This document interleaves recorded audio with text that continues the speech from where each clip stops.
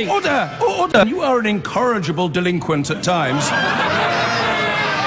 Behave yourself, man!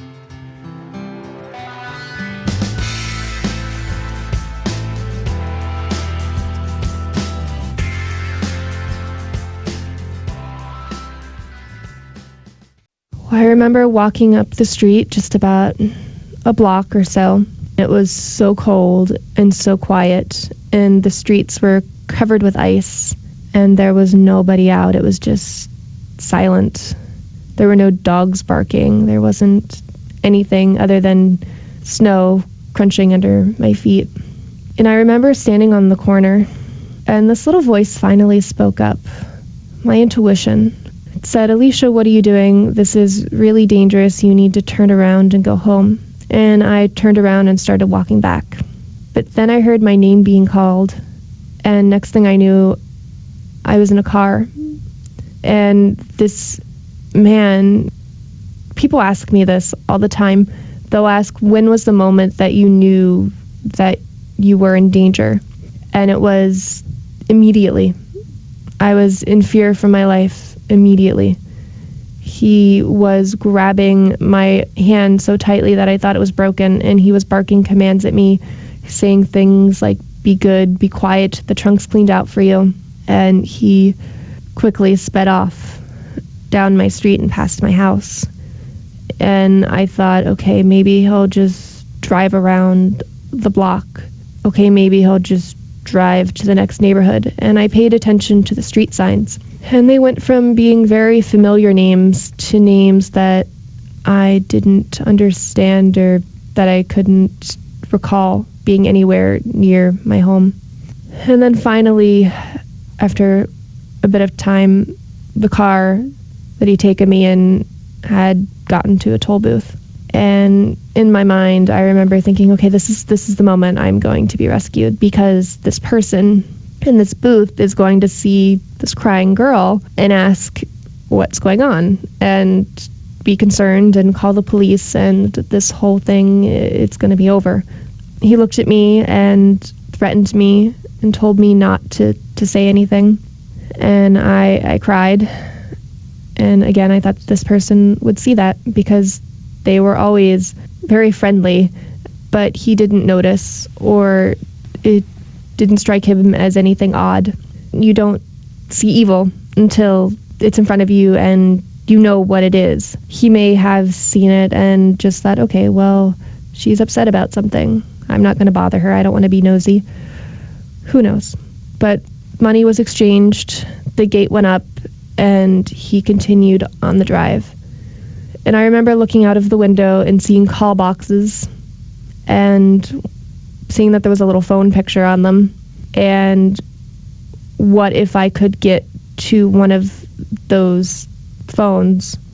What would I say to my family? How could I get out of this? How could I let them know that I am in danger, maybe without even alerting him in any way? So really just thinking constantly about what can I do, and feeling so helpless at the same time. There's no words to explain the experience. Fear, terror, those aren't enough to describe what is quite possibly certain death. He continued to drive for about, I think it's about a 5-hour drive from Pittsburgh, Pennsylvania to Virginia. And finally the car stopped, and I remember him getting out of the car, pulling me out, and dragging me into this house, and then continuing to drag me down a flight of stairs that seemed to go on forever in my mind. I'm sure it was a flight of stairs or two, but it felt like it was this endless maze. Once he'd gotten me into the basement, there was a door with a padlock on it, and he unlocked it and took me inside and picked me up and propped me up on a table. He then removed my clothing and looked at me and said, "This is going to be really hard for you. It's okay. Cry." And I remember thinking about how badly I wanted to cry, and the fact that I was crying, but not wanting to give him what he wanted at the same time. It's a horrible dilemma for anybody, especially a child, to have to be in. What decision do I make to keep me alive? What can I do? What can I say to just keep me alive for one more moment? Because those moments are what matters. You don't think about tomorrow. You don't think about a week from now. You think about the very next second. Am I going to be alive? After that, he put a locking dog collar around my neck and then dragged me upstairs to his bedroom and raped me. After that, he chained me to the floor with this dog collar next to the bed. For how long did that go on? I was raped and beaten and tortured in that house for 4 days. And I have to tell you, it's amazing the response that you get sometimes when I say that. I used to get very nervous when people would ask me that, because their response would be, "Oh, you're so lucky. That's not that long. Wow." Really? People said that? They really did. And I want to make it clear that you cannot define pain by time or even what happened. It's the experience to the person. It's how it impacted them. So whether you're held captive for 4 days, abused by somebody that you love for years, or molested for 15 seconds on a bus, it's your experience, and your pain defines it, not the length of time, and not what actually occurred. How did you survive? In reality, I had no control over my life. While I did what I could to survive, no matter how humiliating or painful or disgusting, I had no control. I survived because I survived. There's nothing I could have done to ensure that I would be safe. When I did fight him, I ended up with a broken nose, and he'd already kidnapped a child. He'd already done unspeakable things to me. Why would murder be something that he couldn't do? Tell me about the fourth day. On the fourth day, he said, "I'm beginning to like you too much. Tonight we're going to go for a ride." I knew in that moment that there was nothing I could do, that he was going to kill me. After he'd said that, he fed me for the first time in 4 days, and he left for work. And it's amazing, again, the questions that people will ask you. People very often tend to blame a victim or say, "This is what I would do in that situation." And people would ask me, "Why didn't you try to jump out of a window? Why didn't you essentially turn into MacGyver and use some magical contraption to free yourself from the situation?" I was a 13-year-old, terrified, brutalized little girl who did not know if he'd actually left or not. I feared that he was standing right outside of the door waiting to hear me scream, at which point he would come and kill me. He'd used various mind games like that during the time that he held me captive.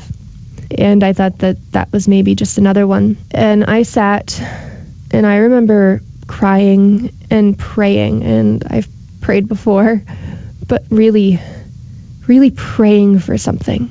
And I thought about all the things that I would do if I were bigger, if I were stronger, if I were a character in one of the action movies or superhero comics that I'd read.